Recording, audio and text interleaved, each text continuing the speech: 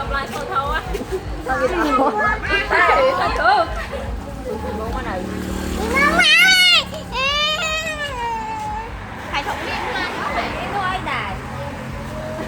Đấy cái mơ. Vô nó lại lo thù vậy à. Mơ thật.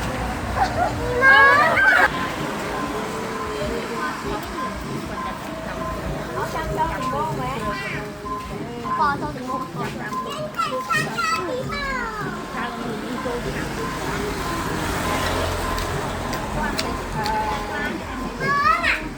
Đi để thì mua ba để. Mai cho đi ở chỉ đi mình xuống tập trung. Luôn á, ba.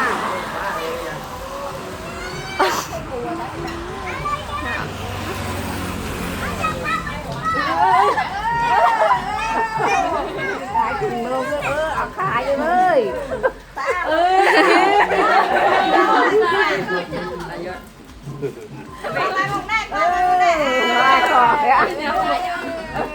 Lia.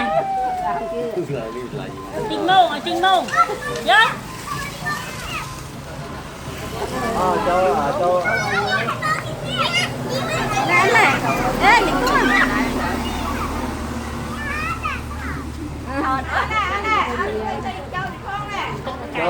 Cho thì mua con.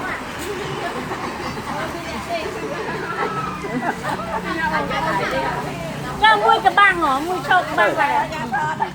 Ê, con. Ai luôn.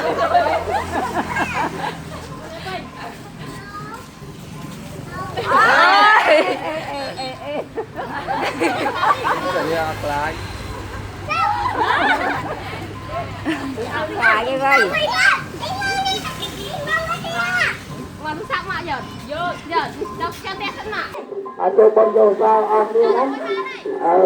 Này. Cho các bạn ngồi cho nói ngon. Con ăn cô thì hai người đi làm ở chưa đó.